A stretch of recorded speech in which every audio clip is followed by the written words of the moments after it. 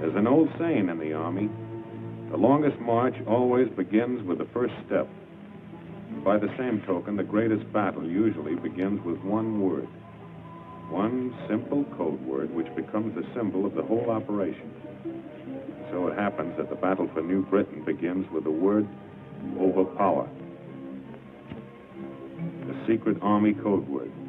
And it means that at a certain time, at a certain place, American troops will land on the Jap-held island of New Britain. It's a tough island to crack. The Japs gave it plenty of teeth.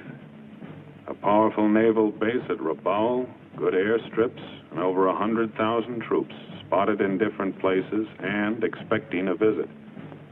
And besides Japs, there's always the jungle. Never before in history has a large-scale war been fought on such difficult battlefields. Looks pretty, doesn't it? Pretty as a picture in a pre-war travel advertisement. But how is it to live in? Ask Joe Soldier. A jungle-clad paradise crawling with bugs, snakes, and lizards, spiders. Ask him about sweating out a march through blazing equatorial heat. Ask him about the smell, that wet stench of the jungle. Yes, and don't let him forget to mention those tropical sunsets, bringing the malarial mosquito. An attack is prepared in staging areas where the men are rehearsed for the job. Quietly, secretly, systematically, men and equipment start moving into 3 separate areas along this coast. This is done so there'll be no large concentration of troops in any one spot to tip off the plan. A task force is a miniature army, tailored for a particular job. This one consists of a regiment from Texas, a battalion of artillery and service troops, quartermasters, signal corps, engineers, and medicos. They know what this staging area means, a jumping-off place for something big.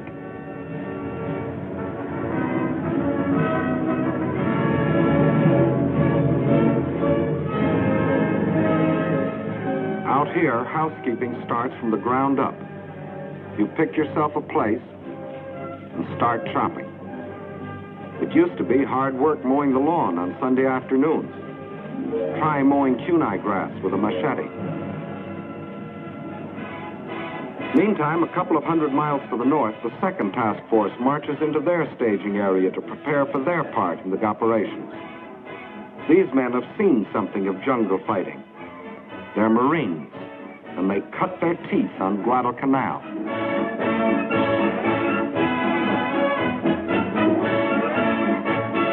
In the third staging area, it's more Marines, more guns, more shells, more thorns to press into the side of Tojo's Island of New Britain. And back of the men come the trucks, the half-tons, the jeeps, the bulldozers, a community on wheels, carrying the 1,001 needs of a task force.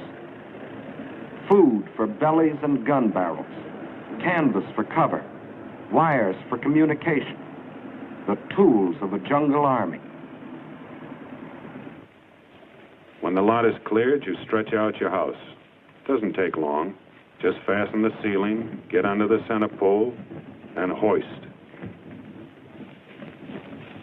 And leave plenty of slack on those ropes. The first rain will do the tightening. Nudging out elbow room in this wilderness and getting your stuff across swamps and streams is pretty rugged. But it's good practice for jungle warfare.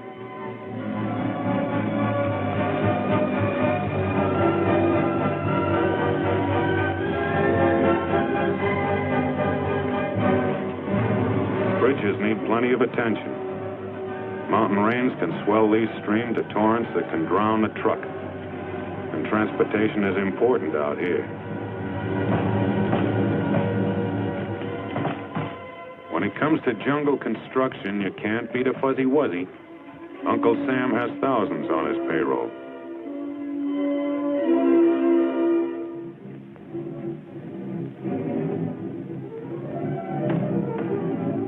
The foreman checks everything. Thatched roofs keep keep out most of the rain, some of the heat, and none of the bugs. And don't think these builders don't know the value of money. Money will buy a pig, and a pig can be exchanged for a wife.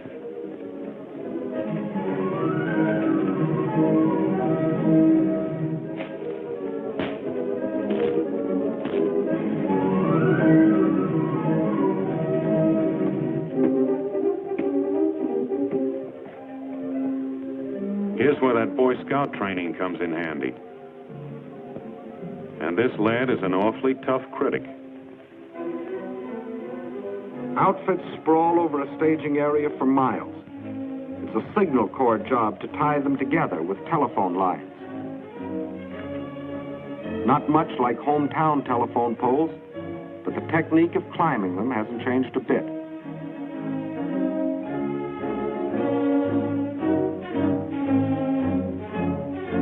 The nerves run back to the brain. This switchboard at headquarters will handle 1,000 calls a day. Orders, reports, requests, instructions to field phones out where the jungle begins.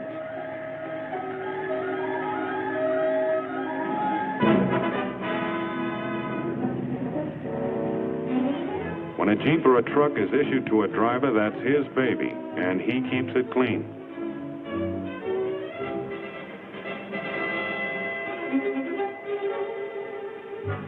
The old swimming hole, jungle style.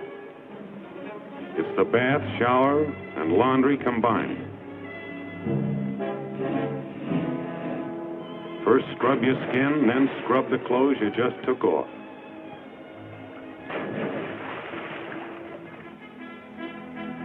This may not be your favorite cafeteria, but it's the only one handy right now. And it's the quartermaster's job to see that the army is fed.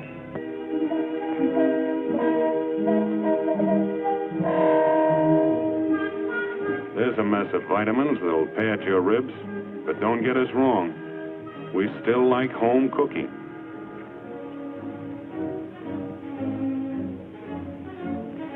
These are the canvas cities that Joe Soldier built out of jungle and kunai grass. Like their forefathers, these troops have tamed a corner of wilderness into a temporary home. 5:45, and the day begins.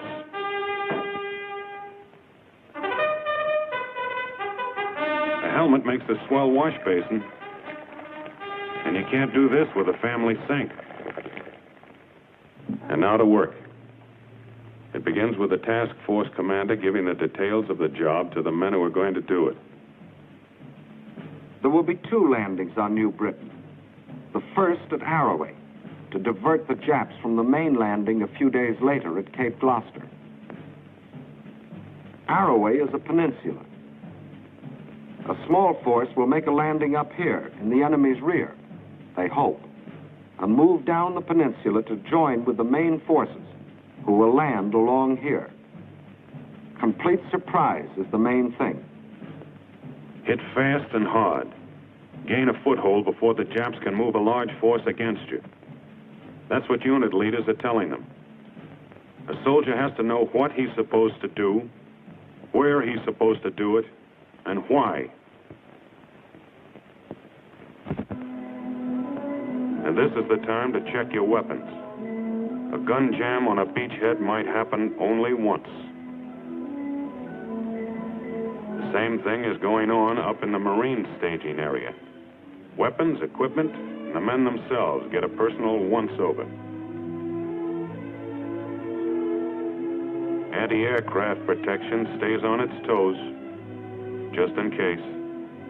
37mm anti-tank teams have to load, aim, and fire almost simultaneously. They can get off about 30 rounds a minute.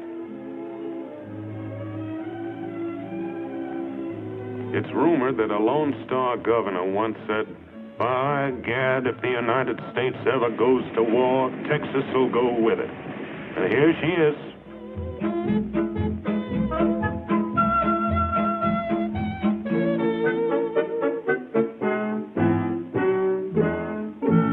There'll be artillery, too, for knocking out Jap strong points. Sometimes it takes a flamethrower to burn out a pillbox. They work well in jungle warfare. That could be a NIP installation. Native fighters, or bongs as they're called, give our troops a few tips on the technique of jungle fighting.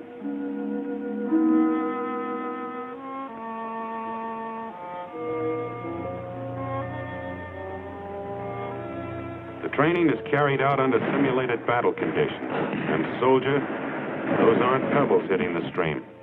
You've got to know how to fire at sounds, too, because jungle fighters seldom see each other alive. The last stages of training begin aboard the ships that will carry the troops to their mission. This practice ends in a full-dress rehearsal.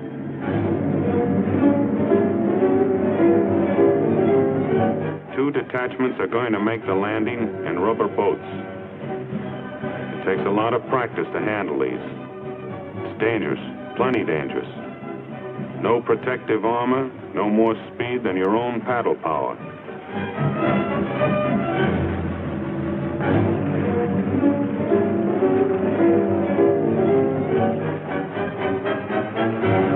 Regular types of landing craft may have trouble getting over the coral reef at Arroway, so buffaloes and alligators have been selected to bring the first wave of assault troops ashore.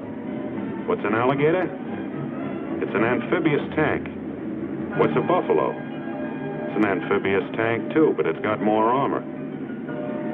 They look like bad dreams, and they'll deliver the first punch. And now let's hear what the general thinks. The secret of your success is your squad and platoon leaders. They must get hold of their outfits and control them. But control doesn't mean bunching. The buffaloes will land in a wave. From then on, they're tanks. They crash through the underbrush. They knock out trees, followed by riflemen. You run upon a Jap machine gun nest. What do? You circle it, infiltrate, use grenades. And don't make the mistake of stopping to help a man who gets hit. You haven't got time. Let the medical men pick him up. So now, it's up to you. Remember, you can only go forward. You can't go back. There'll be nothing to go back to. Just grab a piece of beach and start shoving. Are there any questions?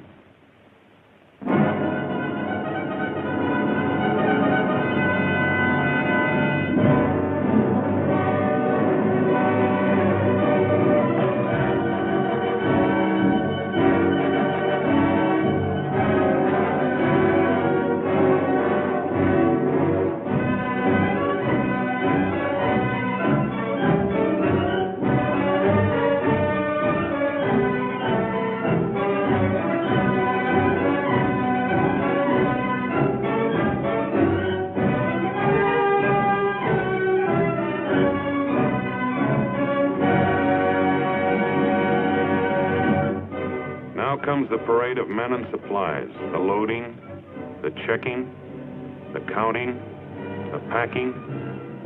It's the war of logistics, adding up to the final question mark. Will the troops who make the landing have what they need, where they need it, and when they need it? Training is over. Rehearsals are over. This is it.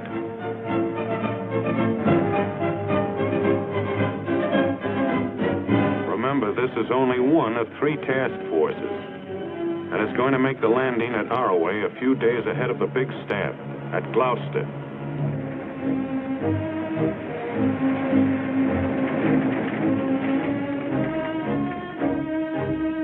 The commander-in-chief, who is responsible for the coordination of the whole plan, comes down for the takeoff. General MacArthur and General Kruger on the right, commanding the 6th Army, have a last-minute chat with the task force commander. And what they said is a military secret. The first assault waves are ready.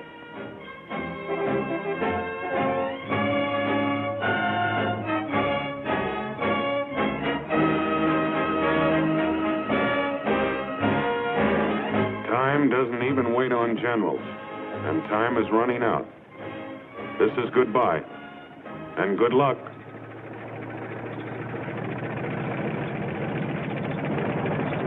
they go.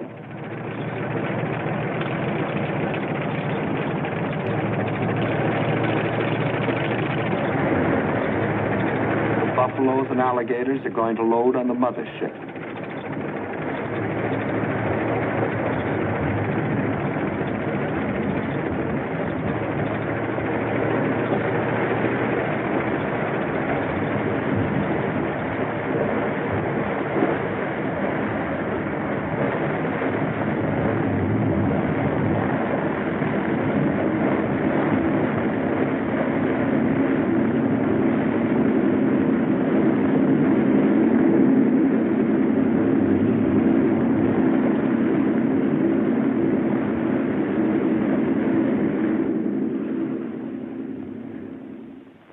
Meantime, the main force loads aboard its transport.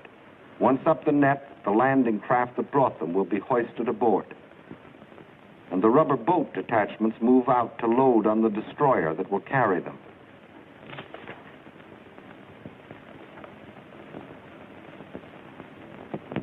The convoy is on its way to meet its naval escort. This is D-Day -1. The men know that means the day before invasion.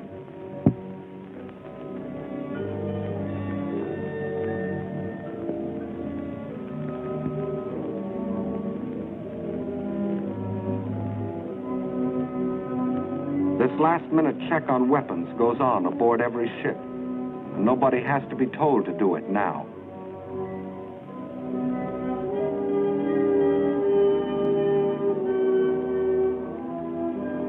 Ammunition to fight malaria. It's the daily atabrine pill.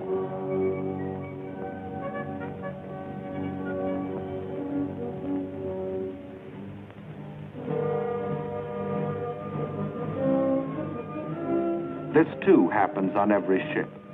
Last-minute instructions to officers and non-coms. It's called briefing. Over there fast. Whatever happens, keep contact. Message center will be in here. Get your messages back as fast as you can, of course. Keep your men dispersed. Cut out bunching. Look out for this high ground over here. You'll have to hit it from the flanks, I think. And above all, keep moving in this direction. You've all got compasses. We're at the rendezvous point. The task force commander leaves to board one of the destroyers of the escort. And now the convoy will sail through the night to Arroway. Troop ships flanked by destroyers and led by minesweepers and sub-chasers. I hate to see that evening sun go down.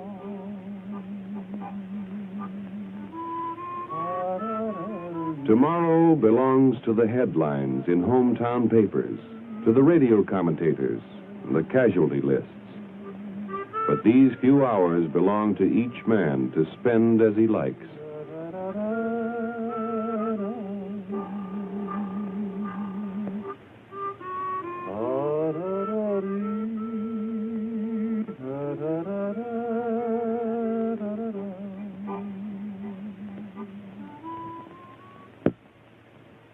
D-Day.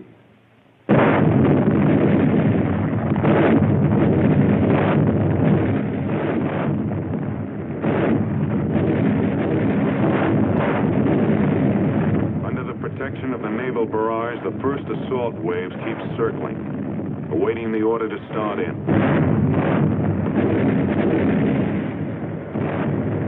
There they go.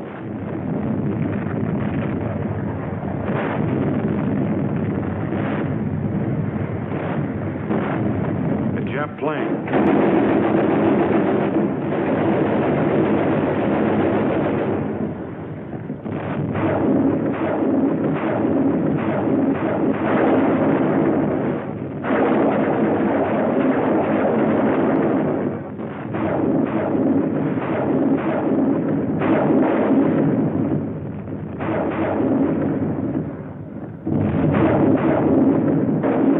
Rockets packed with high explosives explosives. Calling cards to clear the beaches of small arms fire.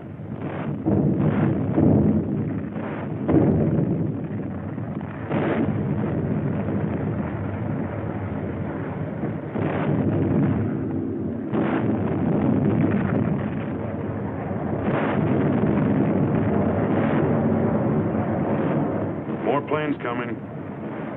Ours, we hope. Yep. It's a sky full of angels, our own B-25s.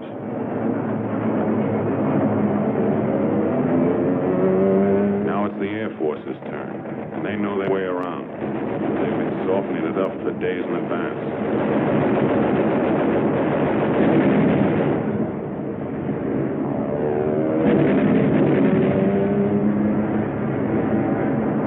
Propaganda leaflets to tell the Jap what's happening to him and why.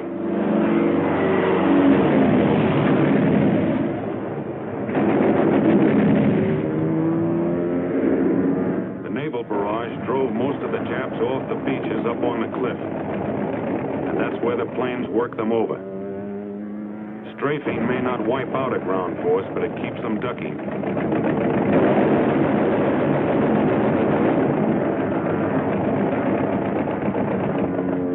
The landing place. The first casualty, result of a Jap machine gun burst.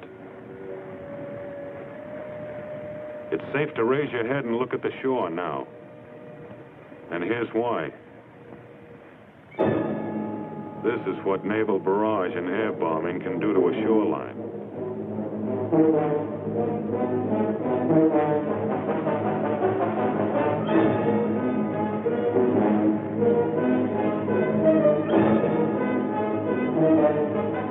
Remember, you can only go forward. You can't go back. There'll be nothing to go back to. Just grab a piece of beach and start shoving. Still a few snipers around.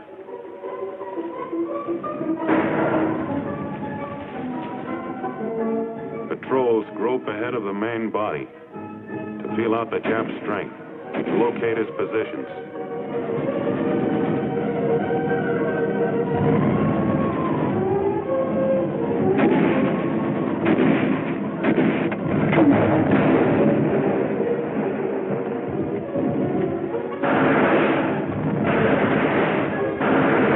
The assault troops keep advancing.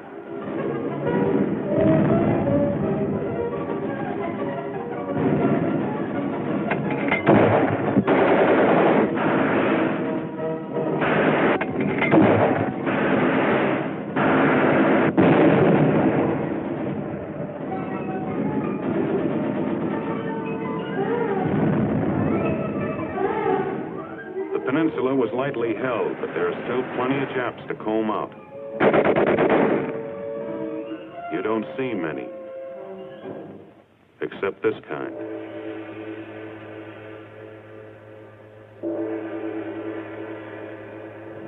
The objective is to push about 3 miles up the peninsula, then dig in and hang on.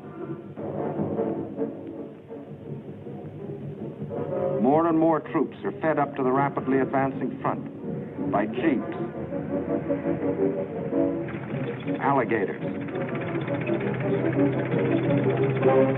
buffaloes. The grab is over. Now to hold on. Counterattacks may strike anywhere, anytime. Better be ready. Beach gun emplacements for all-round security. That's an air raid warning truck under the camouflage. And every man digs a place to dive into when the Zeros come.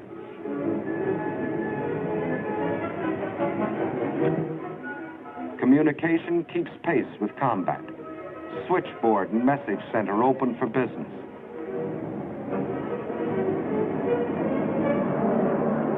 Supplies are needed faster than ships can bring them.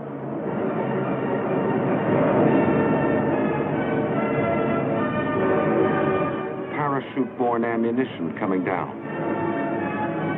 But they don't always select ideal landing places. A job for the pole line crew.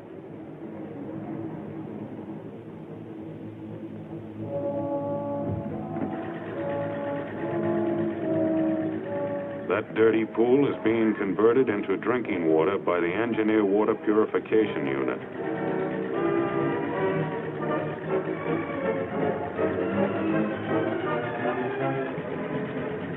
Men may one day forget many things of this war, but never the taste of chlorine.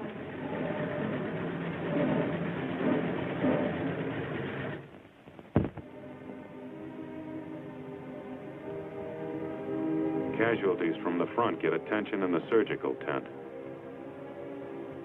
The man on the table got a shell fragment in the leg. Enemy planes.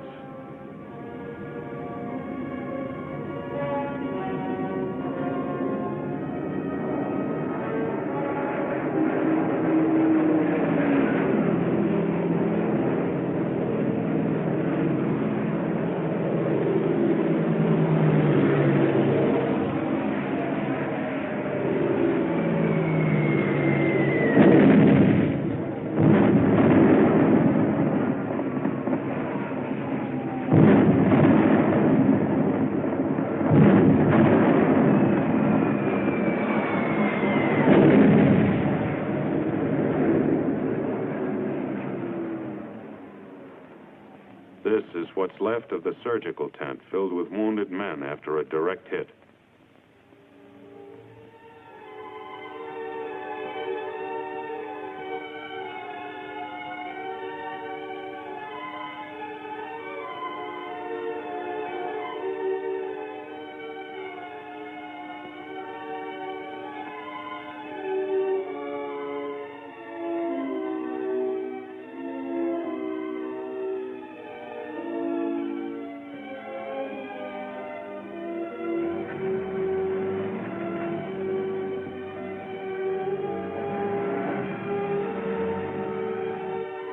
For these men, the roads are longest.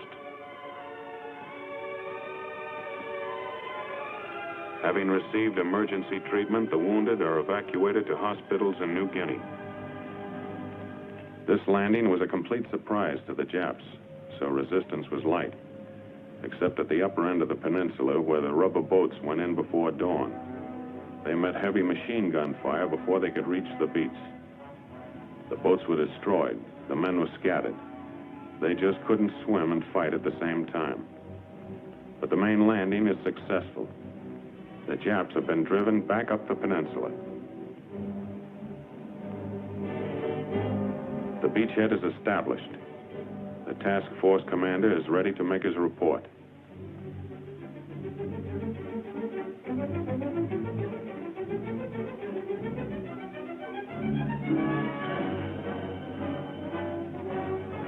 And now for the main event, the landings on Cape Gloucester.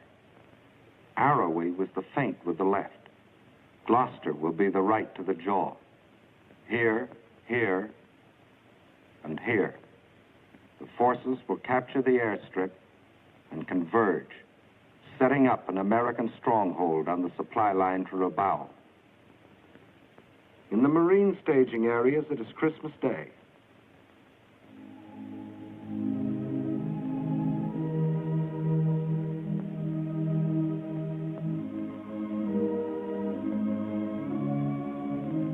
The last mass before sailing for Gloucester.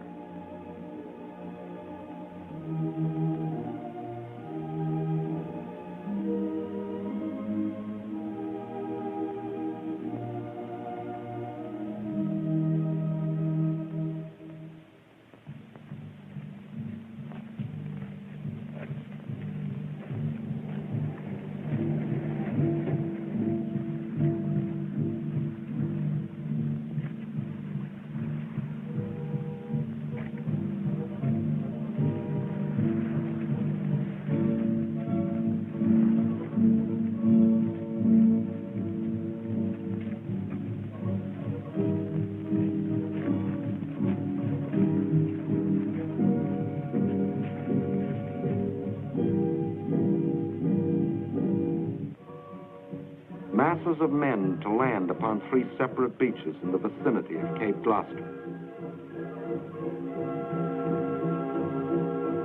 This is to be the main effort. It is an army made up of 2 task forces in the teeth of known Jap power.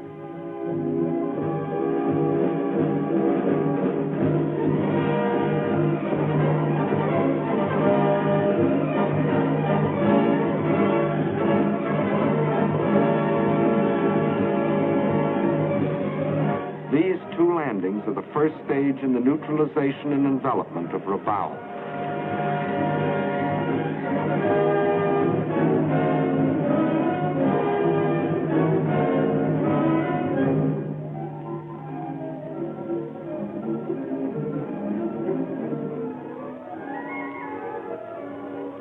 On Christmas night, a vast convoy sets out.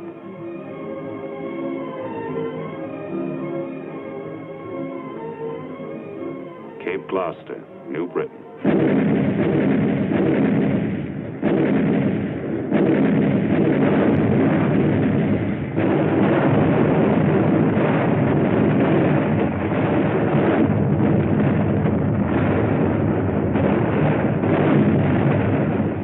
Nearing the height of the naval bombardment, the first assault load into Higgins boats.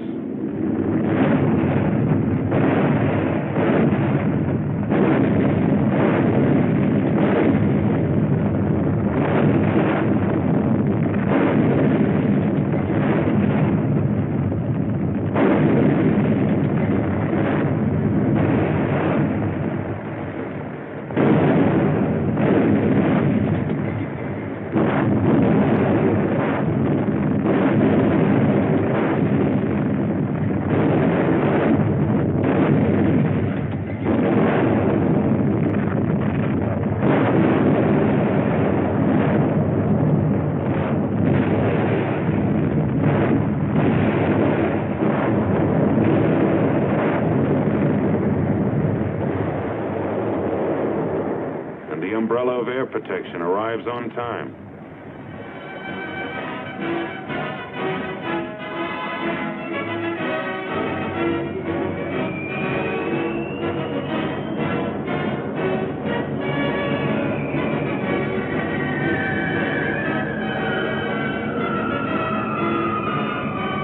Back at the beaches, the jungle crawls with Japs. They're dug in and well fortified, but not against this.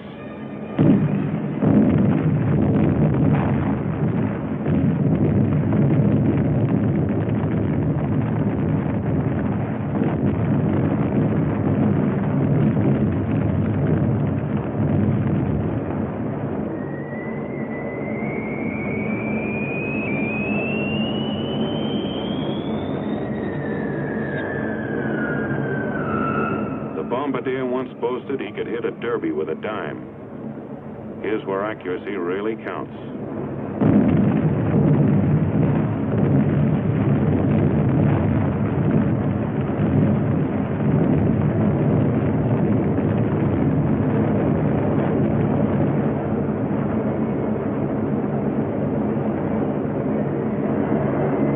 Just back of the beaches, but not too far in.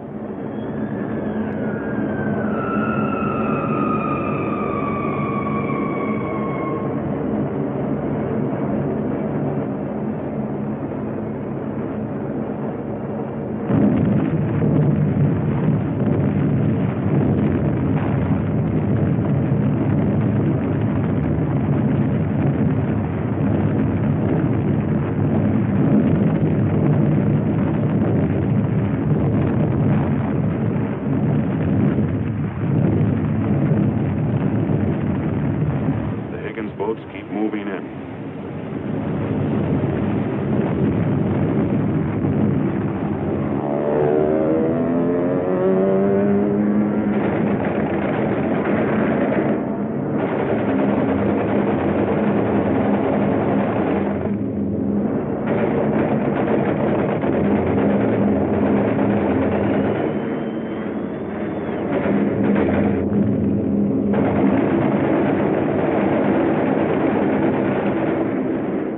Under this air cover, the invasion fleet creeps forward.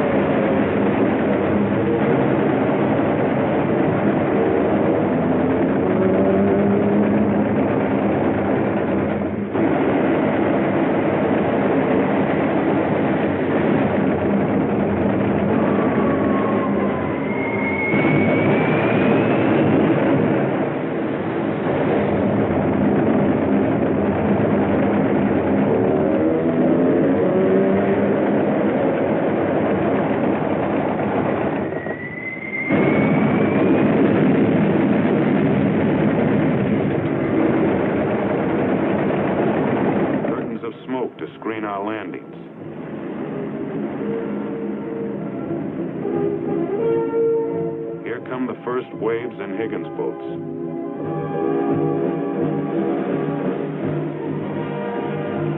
Not ghosts from Pearl Harbor, but American boys. Tom, Dick, and Johnny. The boys who used to play baseball in the vacant lot on Saturday afternoons. The youngsters that drove jalopies and sang the popular songs. You may have wondered sometimes if they'd ever amount to anything. Well, here they are, giving everything they've got. This is jungle.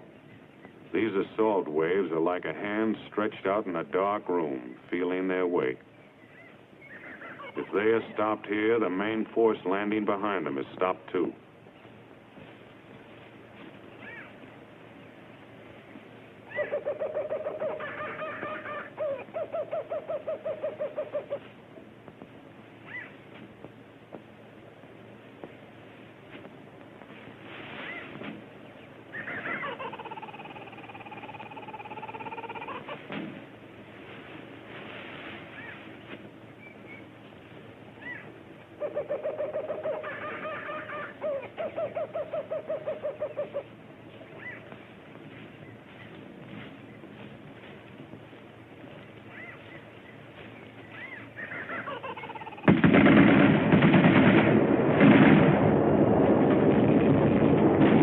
Contact with the enemy.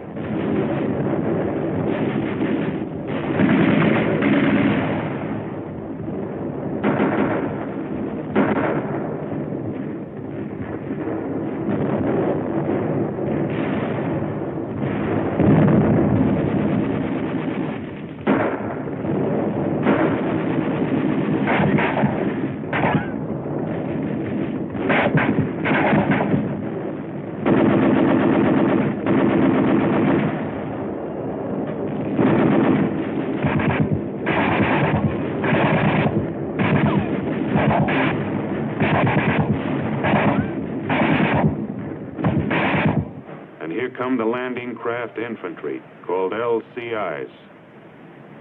They're bringing the main fighting strength to back up the assault wave.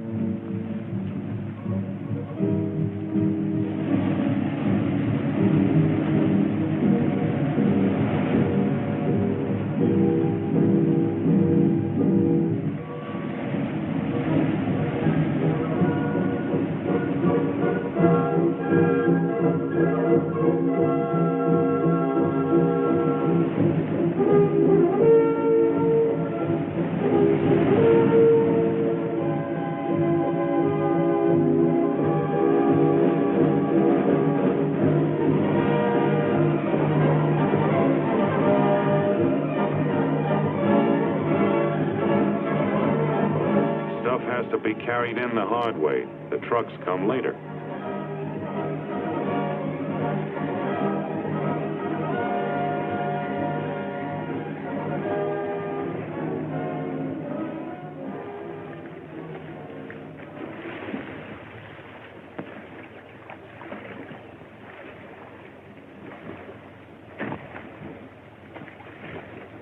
Digging in, up at the front.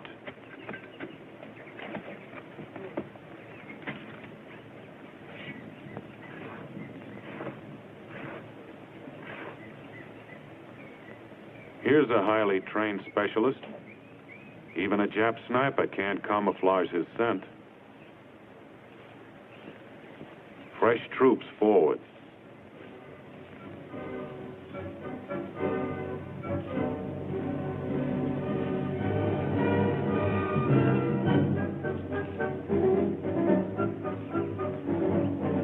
Wounded to the rear.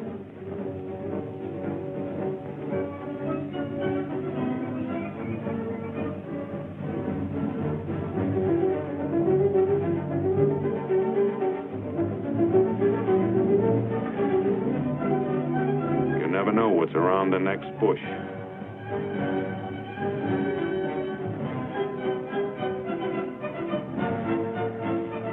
Dead Japs aren't always dead.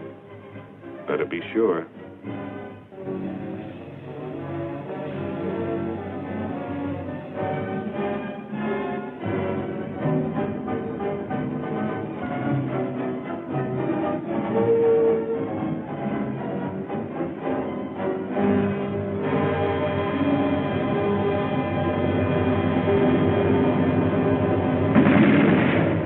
Enemy strong point.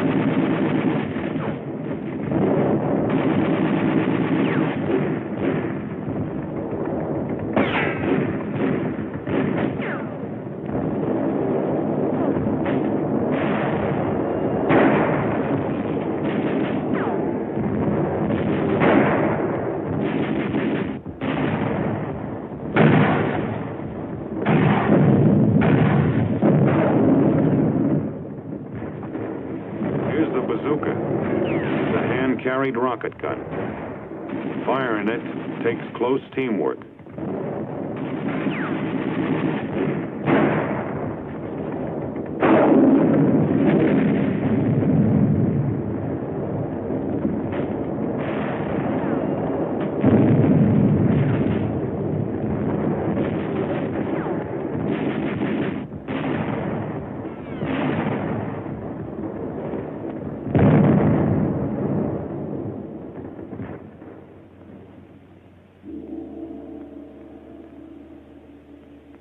Hand grenades, mortars, bazookas, and flamethrowers did this.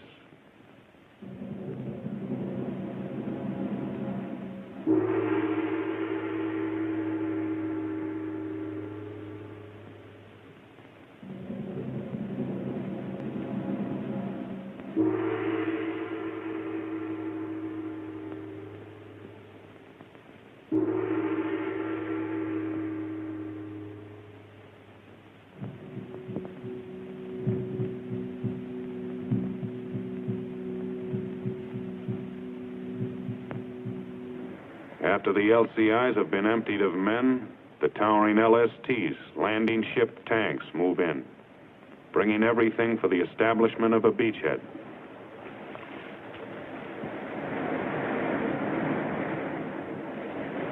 This succession of ships, all in their proper order, thousands of men and tons of supplies have but one purpose: to keep a thin line of riflemen fighting their way forward into the jungle.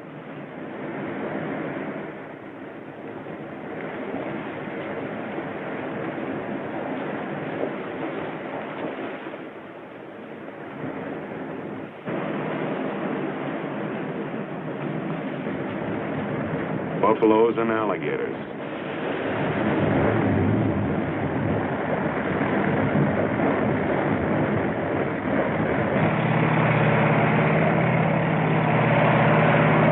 Mechanized sledgehammers, smashing holes in the jungle wall.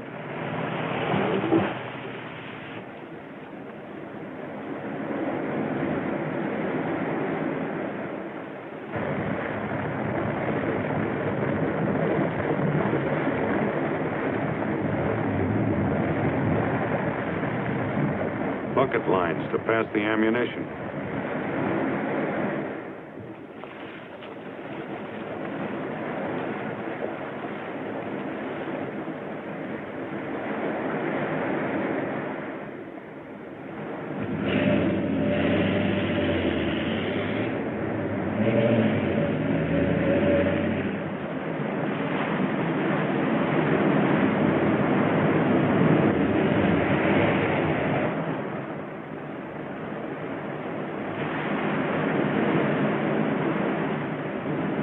Jeeps do a lot of things, but they can't swim.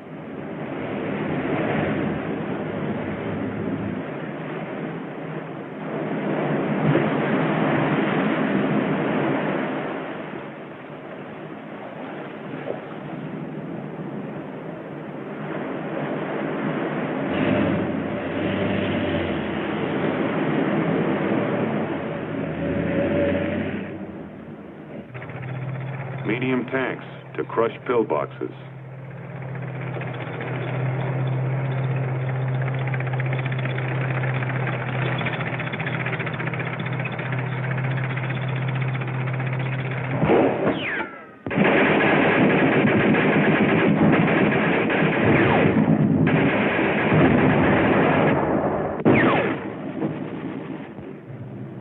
An hour or two later, the trucks roll in.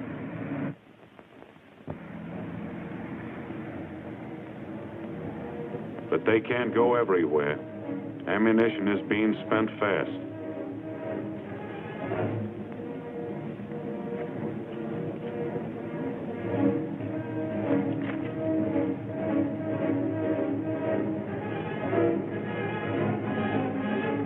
For every finger squeezing a trigger, there are 100 others pulling, hauling, and carrying.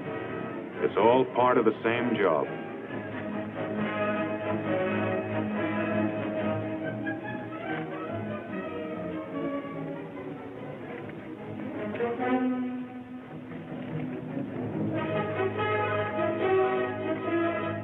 That's barbed wire they're carrying.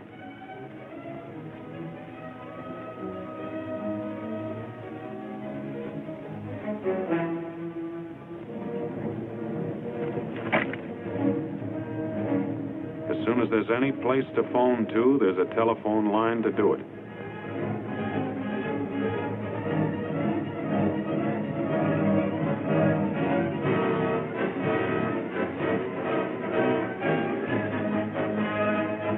A final protective line against counterattack must be prepared.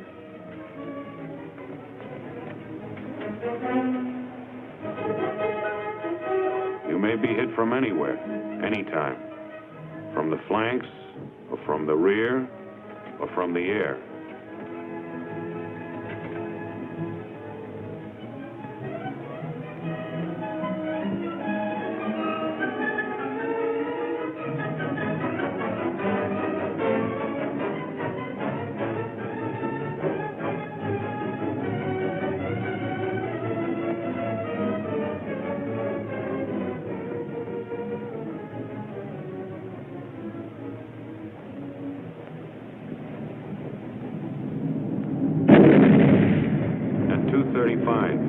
Enemy dive bombers. Jap planes shot into the water. More than 60. Costing less than a dozen of our own. The Japs concentrated on the destroyer Bronson. That's the Bronson, standing on end, sinking fast.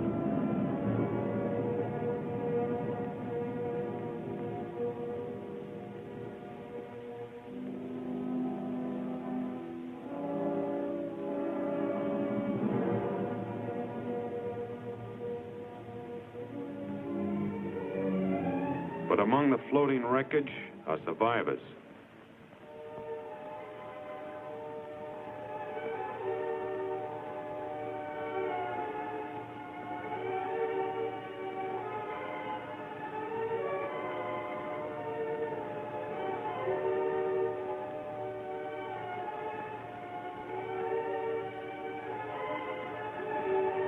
Exhausted, some dying, some dead. Some with clothes blown off by the concussion of bombs.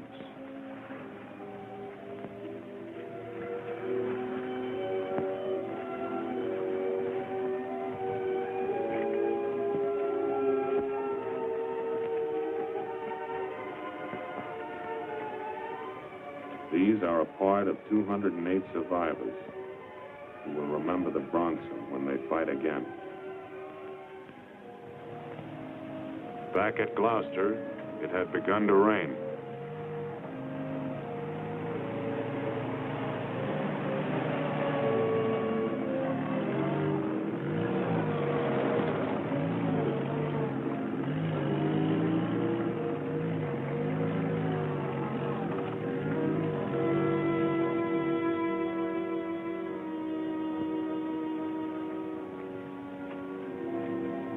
The folks back home are eating Christmas dinner about now. Out here, it's the day after. and just another day.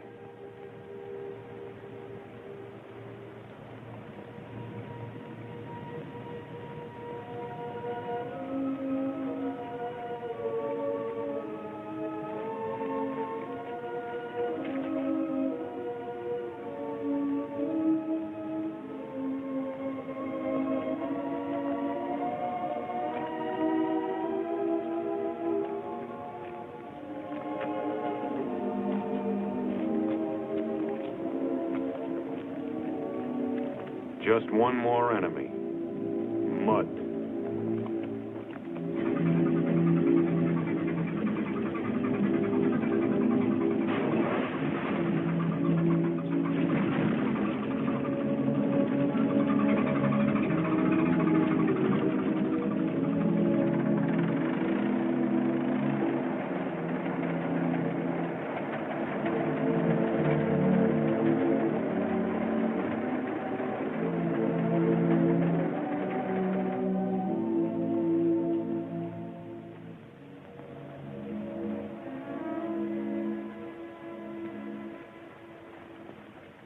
Information gained from prisoners confirms what we know. The advance is nearing its main objective.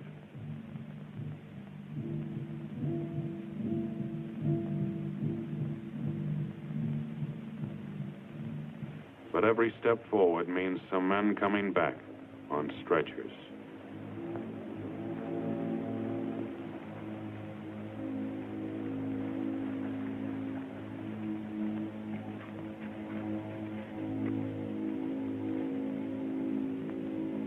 Sometimes it takes too long for the stretchers to arrive.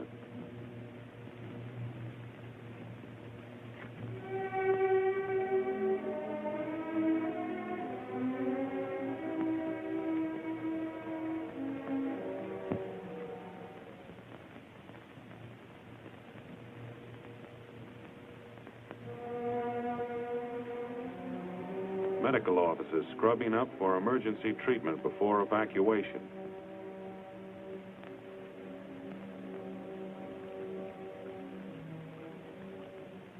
The country doctor, the city surgeon, working together 25 hours out of the 24.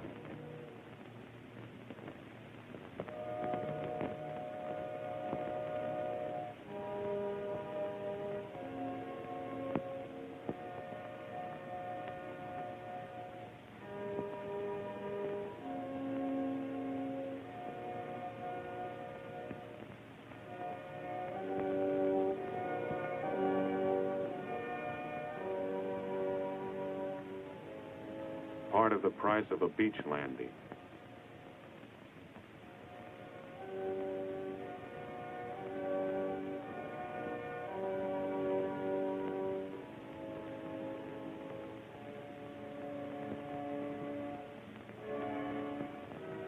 Yes, it's a wounded Jap, receiving decent treatment and a cigarette.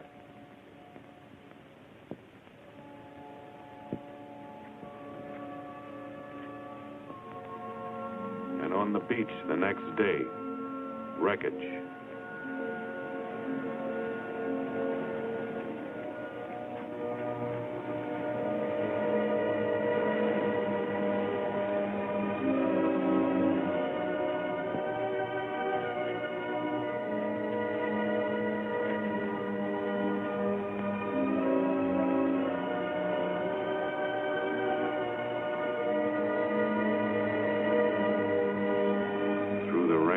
Darkness of enemy waters, they're going back to hospitals in rear area.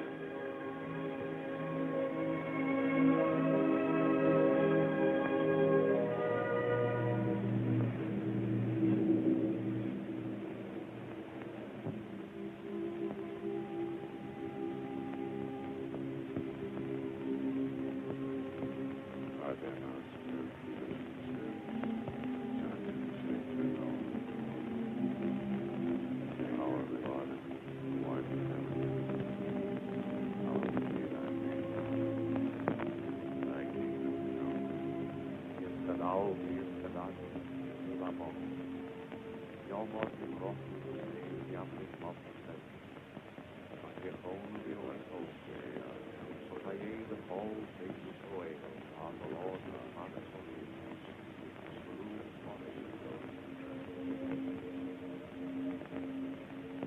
Lead us not into temptation, but deliver us from evil.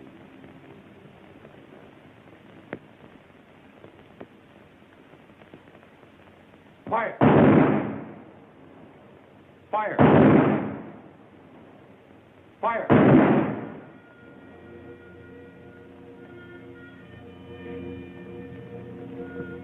One day of American living, bought and paid for.